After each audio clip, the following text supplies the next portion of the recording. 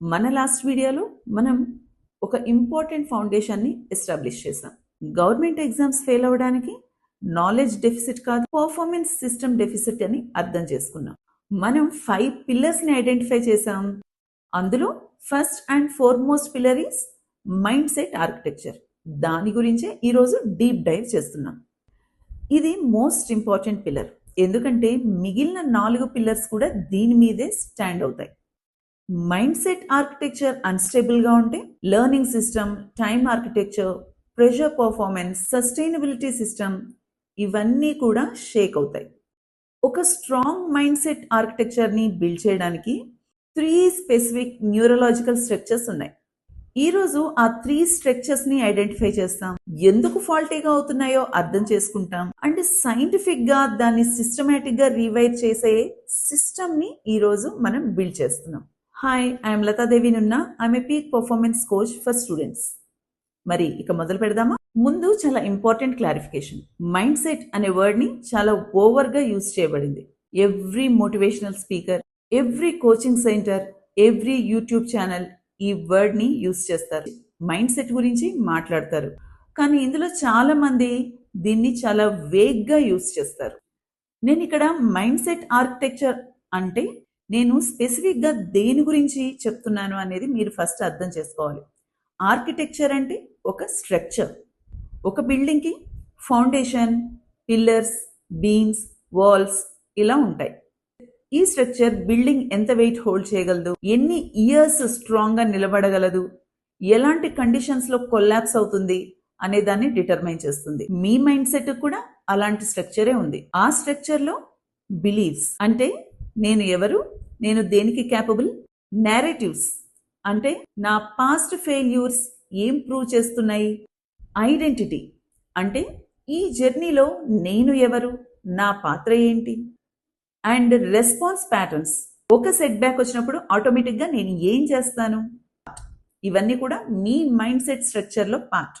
ఈ స్ట్రక్చర్ స్ట్రాంగ్గా ఉంటే మీ టాప్ పిల్లర్స్ కూడా స్ట్రాంగ్గా స్టాండ్ అవుతాయి. లేదంటే అదర్ పిల్లర్స్ ఎంత స్ట్రాంగ్గా ఉన్నప్పటికీ కూడా మైండ్ సెట్ ఆర్కిటెక్చర్ వీక్గా ఉంటే అవన్నీ కూడా ఈజీగా కొలాప్స్ అయిపోతాయి. గవర్నమెంట్ ఎగ్జామ్ ఆస్పిరెంట్స్లో నేను స్పెసిఫిక్గా నోటీస్ చేసిన 3 ఫాల్టీ వైరింగ్స్ ఉన్నాయి. వాటిని ఇప్పుడు డీప్గా అనలైజ్ చేద్దాం. Faulty wiring 1, learn helplessness. Learn helplessness is a neurological state, not a character flaw. బ్రెయిన్లో ప్రీఫ్రంటల్ కార్టెక్స్ ప్లానింగ్, మోటివేషన్ యాక్టివిటీస్ని తగ్గించేసింది. ఇది లిటరల్లీ బ్రెయిన్ కెమిస్ట్రీని చేంజ్ చేసేస్తుంది. నేను లేజీ అయ్యాను అనుకుంటే అది రాంగ్ డయాగ్నోసిస్. నా బ్రెయిన్ లెర్న్ హెల్ప్లెస్నెస్ స్టేట్లో ఉంది అనుకుంటే అది యాక్యురేట్. ఎప్పుడైతే యాక్యురేట్ డయాగ్నోసిస్ జరుగుతుందో అప్పుడు రైట్ ట్రీట్మెంట్కి స్కోప్ ఉందని అర్థం. 3 స్పెసిఫిక్ స్టెప్స్లో మనం దీన్ని రీసెట్ చేయొచ్చు. క్రిస్టఫర్ పీటర్సన్ యూనివర్సిటీ ఆఫ్ మిచిగన్లో లెర్న్ హెల్ప్లెస్నెస్ రివర్సల్ మీద స్టడీస్ చేశారు. My actions effect outcomes. ప్రతిరోజు ఒక ఎక్స్ట్రీమ్లీ స్మాల్, ఖచ్చితంగా కంప్లీట్ చేయగలిగే ఒక టాస్క్ని ఫిక్స్ చేసుకోండి. ఈరోజు నేను 15 మినిట్స్ హిస్టరీ నోట్స్ని రివ్యూ చేస్తాను. Not 2 hours, only 15 minutes. Brain complete అయిన ఫ్యాక్ట్ని ఎక్స్పీరియన్స్ చేస్తుంది. గ్రాడ్యువల్గా మీ టైంని ఇంక్రీజ్ చేస్తూ వెళ్ళండి. ఇది లెర్న్ హెల్ప్లెస్నెస్ని న్యూరలాజికల్గా రివర్స్ చేస్తుంది. Step number 2, attribution retraining. Bernard Weiner ఉక్లాలో అట్రిబ్యూషన్ థియరీ మీద రీసెర్చ్ చేశారు. ఫెయిల్యూర్ని ఎక్స్ప్లెయిన్ చేసే స్టైల్ మీ ఫ్యూచర్ పర్ఫార్మెన్స్ని డిటర్మైన్ చేస్తుంది. నాకు టాలెంట్ లేదు అని హెల్ప్లెస్నెస్ అట్రిబ్యూషన్లో మీరు ఉంటే ఇదే పర్మనెంట్గా అన్ని చోట్ల అప్లై అవుతుంది. అలా కాకుండా రెసిలియన్స్ అట్రిబ్యూషన్ ఉంటే ఈ స్పెసిఫిక్ అప్రోచ్ వర్క్ అవ్వలేదు. Let me try something new. ప్రతి సెట్ బ్యాక్ తర్వాత ఒక రిటర్న్ అట్రిబ్యూషన్ని రీఫ్రేమ్ చేయండి. What didn't work, why specifically didn't work, and what can I change అనే డీటెయిల్స్ అందులో ఉంచండి. Step number 3, evidence file. ప్రతిరోజు ఒక ఫైల్లో నా ఎఫర్ట్కి వచ్చిన రెస్పాన్స్ అండ్ దాని ఎవిడెన్స్ దీన్ని రాయండి. చిన్నదైనా పర్వాలేదు. హిస్టరీ ఈరోజు 30% బెటర్గా రీకాల్ చేయగలిగాను అనేది ఒక ఎవిడెన్స్. 60 days తర్వాత మీ బ్రెయిన్ కి కాంక్రీట్ ఎవిడెన్స్ డేటాబేస్ ఉంది. My actions do effect the outcomes అనేది ఇప్పుడు మీకు documented proof. Faulty wiring to identity drift. This is most dangerous wiring. ఇది చాలా స్లోగా అండ్ ఇన్విజిబుల్ గా ఆపరేట్ అవుతూ ఉంటుంది. మీరు ప్రిపరేషన్ స్టార్ట్ చేసిన కొత్తలో మిమ్మల్ని మీరు ఎలా డిస్క్రైబ్ చేసుకునేవాళ్ళు? నేను గ్రూప్ 1 ఎగ్జామినేషన్ కి చాలా సిన్సియర్ గా సిస్టమేటిక్ గా ప్రిపేర్ అవుతున్న ఆస్పిరెంట్ ని అని. అవునా? మరి ఒక 2 years తర్వాత మిమ్మల్ని మీరు ఎలా డిస్క్రైబ్ చేసుకుంటున్నారు ఒకసారి చూడండి. I'm still preparing and I have wasted many years. ఆ ఆన్సర్లో సటిల్ గా ఒక కెటాస్ట్రోఫిక్ షిఫ్ట్ ఉంది. ఫస్ట్ ఇచ్చిన ఆన్సర్ యాక్టివ్గా moving forward identity, but second answer durational passive failed identity. Identity అనేది ఒక ఫిక్స్డ్ థింగ్ కాదు, continuous construction process. External inputs, internal narratives and social feedback ఇవన్నీ కూడా కంటిన్యూస్ గా మీ ఐడెంటిటీని షేప్ చేస్తాయి. మీ ఫ్యామిలీ కామెంట్స్ లో ఇంకా ఎప్పటికి వస్తుందో అనే identity input. I am someone who is failing to get a job. Peer placements జరుగుతున్నప్పుడు ఉండే identity input I am behind. Multiple exams failure అయినప్పుడు ఉండే identity input exams don't work for me. ఒక్కొక్క ఇన్పుట్ ఒక్కొక్క brick years తర్వాత capable aspirant ఐడెంటిటీని chronic failure ఐడెంటిటీగా replace చేస్తుంది. New identity leads to new behaviour and it further leads to new results. Every negative narrative you accept is a vote for the identity you fear to become. మరి ఈ identity drift ని ఎలా fix చేయాలి, identity architecture ని ఎలా practice చేయాలి ఇప్పుడు చూద్దాం. ఇందులో ఫస్ట్ స్టెప్ ఐడెంటిటీ ఆడిట్. ఒక పేపర్లో ఆనెస్ట్ గా ఇప్పుడు మిమ్మల్ని మీరు ఎలా డిస్క్రైబ్ చేసుకుంటున్నారో రాయండి. Step 2 process identity statement.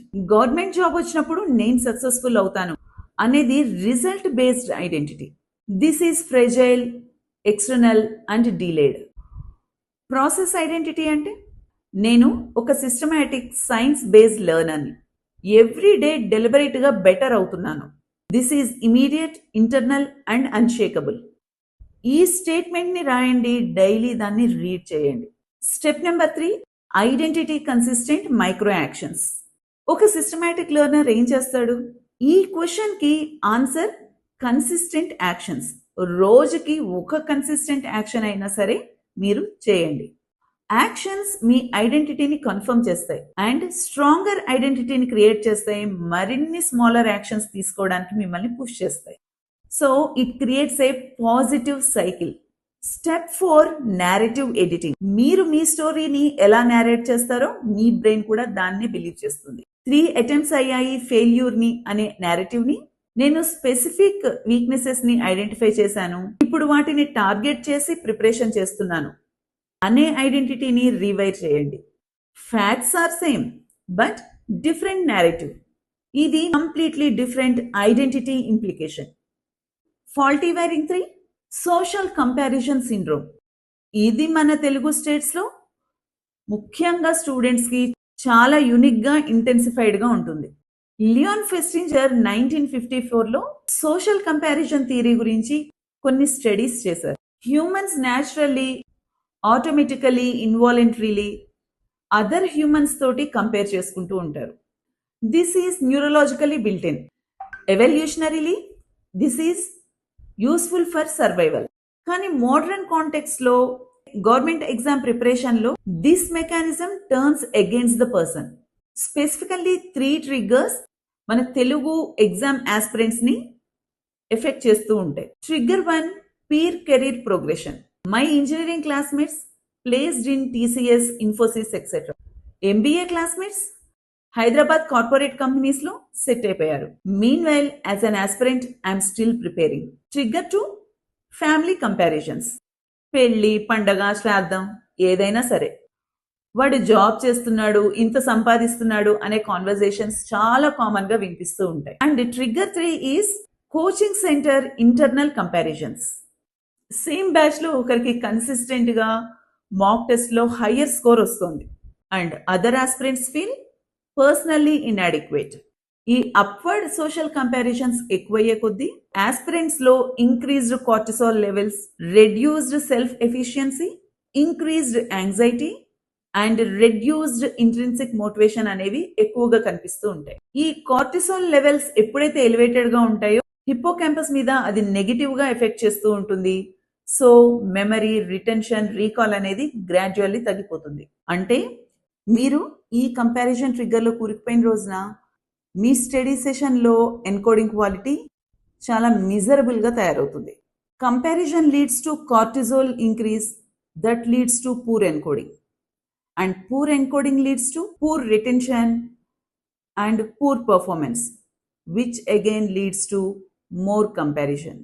ఈ సైకిల్ని మీరు డెలిబరేట్గా బ్రేక్ చేయాలి. స్టెప్ 1, కంపారిజన్ డైరెక్షన్ని రీడైరెక్ట్ చేయడం. టెంపోరల్ సెల్ఫ్ కంపారిజన్ అంటే comparing current self to the past self. ఇది ఎప్పుడూ కూడా అప్వర్డ్ సోషల్ కంపారిజన్ కంటే ఎక్కువ మోటివేషన్ ని క్రియేట్ చేస్తుంది అండ్ డ్రామాటికల్లీ బెటర్ అవుట్కమ్స్ ని ప్రొడ్యూస్ చేస్తుంది. నేను లాస్ట్ మంత్ కంటే బెటర్ అయ్యానా అనేది హెల్దీ కంపారిజన్. వాడు నాకంటే బెటర్గా ప్రిపేర్ అవుతున్నాడు అనేది damaging comparison. Step 2, exposure management. WhatsApp గ్రూప్స్లో constant placement announcement, job success stories chronic కంపారిజన్ని ట్రిగ్గర్ చేస్తాయి. నోటిఫికేషన్ సెట్టింగ్స్ని అడ్జస్ట్ చేయండి, గ్రూప్ని మ్యూట్ చేయండి, ఇన్ఫర్మేషన్ డైట్ని ఫాలో అవ్వండి. Don't fight the trigger every time. Instead remove the trigger from your environment. Step 3, compassionate reframe. Others success చూసినప్పుడు ఆటోమేటిక్గా నెగిటివ్ రియాక్షన్ వస్తుంది. That's normal brain. డెలిబరేట్గా ఈ రీఫ్రేమ్ని ప్రాక్టీస్ చేయండి. వాడికి ప్లేస్మెంట్ వచ్చింది. His journey and my journey is different. His success doesn't reduce my possibilities. ఇనీషియల్గా డెలిబరేట్గా ఫోర్స్గా ప్రాక్టీస్ చేయాల్సి వస్తుంది. కానీ weeks after the practice it becomes default neural response. Step 4, progress visibility. Own progress విజిబుల్గా ఉంటే అవుట్ సైడ్ కంపారిజన్ అనేది less powerful అవుతుంది. ఈ రోజు మనం కవర్ చేసింది మైండ్ సెట్ ఆర్కిటెక్చర్లో 3 ఫాల్టీ వైరింగ్స్. వాటిని ఏ విధంగా ఫిక్స్ చేయాలి అండ్ డెలిబరేట్గా ఎలా ప్రాక్టీస్ చేయాలి. మీ ఫాల్టీ వైరింగ్స్ ఏంటో ఐడెంటిఫై చేయండి అండ్ నేను చెప్పిన ఫిక్సెస్ తోటి దాన్ని రీవైర్ చేయడానికి డెలిబరేట్గా ప్రాక్టీస్ చేయండి. ఈ వీడియో నచ్చితే ఖచ్చితంగా లైక్ చేయండి, మీ ఫ్రెండ్స్కి షేర్ చేయండి. ఈ సిరీస్లో రాబోయే మిగిలిన వీడియోస్ కూడా మీరు మిస్ అవ్వకుండా ఉండాలంటే తప్పకుండా సబ్స్క్రైబ్ చేసి బెల్ ఐకాన్ ప్రెస్ చేయండి. ఇప్పుడు మీకు ఫౌండేషన్ ఉంది, సిస్టమ్ బిల్డ్ అవుతుంది అండ్ వైరింగ్ ఫిక్స్ అవుతుంది. So keep performing at your peak. గుర్తుంచుకోండి, మీ స్టడీ జర్నీలో నేను మీతో ఉన్నాను. Thank you. See you with the next video. Bye by.